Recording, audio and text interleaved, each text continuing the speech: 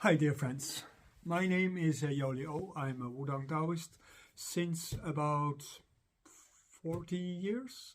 I was about 26 when I became a Wudang Taoist, and I've learned a lot about Taoism and about reality. And we know, we all talk about life should be simple and easy and so on.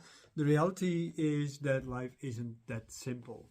My students always complain that my videos are too complicated, and the reason why they are complicated is very simply because there is so much to tell and things are so interdependent that an easy explanation is just not very helpful, and simple explanation will lead to misunderstandings. And nonetheless, I'm going to talk to you about a few simple issues. So let's get on with this. In case you are getting curious about who I actually am, because this is the first time you see my video, my name is Yoli O, that's my Taoist name. I have a PhD in comparative medicine. I have been studying Chinese medicine and Kung Fu since I was 11, and I have really enjoyed all this time. I have gone through my ups and downs in life. Mostly I have learned a lot from overcoming the problems I was born with or that I created by myself. So I only talk about my own personal experience in how to deal with this and how this actually helped me, and how I think also usually how these kind of things can help you. I'm also an advocate of no simple solution, no simple ideas, because you have to be challenged in your intelligence and not in your stupidity. Simple ideas are enhancing your stupidity and keep you dependent on other people. So I am very much against simplicity. Let's understand a little bit through this series why it is like that. As you might be aware of, Chinese medicine currently is super popular. That means there's a lot of people using Chinese medicine. Some researchers show that about half of the population or more is using, at this moment, Chinese medicine in some form or another. Of course, a lot of that has become modernized over time, and this is where one of the complications starts in. You have to understand, as part of the simplicity and the complexity of Chinese medicine, that modern Chinese medicine, when you go to a TCM doctor, is westernized. This westernization started in Japan when they discovered that their medicine was inferior to that of the Dutch colonists who came there, and they started adjusting their traditional medicine, which was based on Chinese medicine, in the direction of, westernization and integration. The same thing happened after the Civil War, the Cultural Revolution in China, and they took the Japanese model as their foundation. And that means at this moment that from research we can easily determine that 70% of what people consider Chinese medicine actually is Western medicine. When you go for a diagnosis basically is rooted nowadays in Western medicine concepts. The way how things are interpreted, how organs are interpreted, how channels are interpreted, everything goes nowadays to the lens of Western medicine. So that means that you, as a believer in Chinese medicine, you're basically being faked. That is not saying that your therapy is not good, because that's not what I'm saying. Western medicine with Chinese tools probably is still better than just Western medicine as a whole. You have to understand that Western medicine and Chinese medicine, they have a particular kind of overlap, but they're not necessarily the same. For instance, Chinese medicine is based on self-experience, and that self-experience is creating the language on which Chinese medicine is being applied.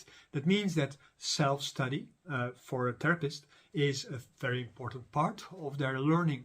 Most schools nowadays, they have abandoned that because they read from books, they learn from books, and they don't do the self-cultivation required. My school actually is one of the few schools that actually practices that old style of Chinese medicine. That means that my students, they have to really learn the traditional Neigong ways, and they have to learn all kind of ways to help experiencing all kind of aspects of their body, of their mind, and so on, so that at the end they can understand the human condition, and as a result that also can practice in the way it is supposed to be, and also clarify to you and teach you gradually the language of Chinese medicine, because that is what Chinese medicine is about. It is not just a curative therapy, it is also an educational therapy, because it has to teach you how to deal with your own health.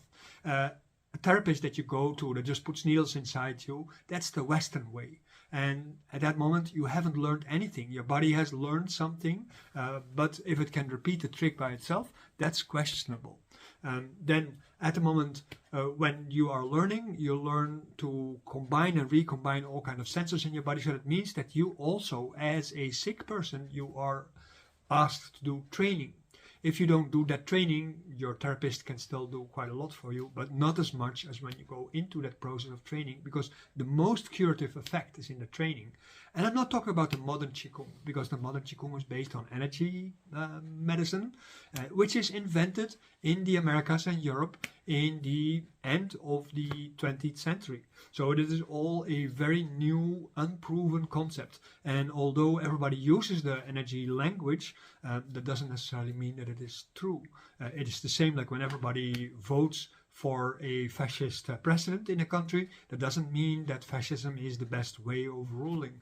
If everybody follows a capitalist way of exploiting people and the environment, that doesn't necessarily mean that it is the best way. The best way is a rational way, and it actually considers a lot of different kind of things. And all these different kind of things, they make things complicated. So learning things, getting better, always is very complicated. Western medicine, on the other side, is not using that same kind of language model or observation model. It is a tool-based science, and that tool-based science makes that you as a client are always incompetent in dealing with disease. All the power of your healing process is being put in the hands of the doctor, who very often doesn't understand also what is actually saying, because he doesn't have any self-experience. It is based on what it says in books. So that is not the same. Yes, you can read it in instruments, but what does it mean? There is no experience to go with it. The only experience that you have is that you don't feel good. And what does it mean? How can you affect that? Things like exercise, food, meditation. These are the three main tools you can use to improve your problems. So what I propose is that you follow the link in the bottom of this and also on the bottom of the page, and that link will bring you to a healthcare program that you can use to reduce your anxieties, your diseases, and so on and so on, and to also save you a lot on the expenses of your health. So this is lesson number 1 in what is Chinese medicine all about, but this also applies to things like Taijiquan, Qigong, and so on. I will provide you with several short, concise movies to make Chinese medicine available to you, and I hope it is really going to benefit you. If you are getting interested by this and you are ready to go to a real experience, follow our weekly classes. These are not for free, but the price of it is very low. My students calculated for me already some time ago that with 5 or 6 or 7 classes that you have on average every month, that means every week, with some classes only once a month, you are actually only paying less than $1 or €1 per class. So that is really very cheap, and even many sports centers cannot do with that, because this is not just doing exercises, but also opportunity to ask questions, to develop your understanding and knowledge, and you have access to professionalizing your skills once you start really liking this and you want to apply this to your family, your friends, your community, and so on and so forth. And in fact, you can even get all the way to study to have a bachelor, master, and even a PhD study to become like a real great master in Chinese medicine.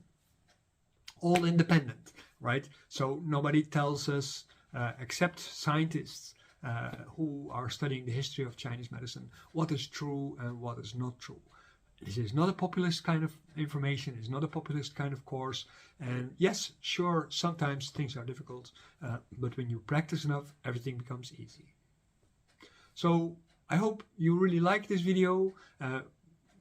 Make sure you show me that you like it. Leave a remark if you can, because that is definitely going to help the video. And what is more important, once you have liked it, you want to maybe sign up for one of these 2 things that I offer you as part of your healthcare.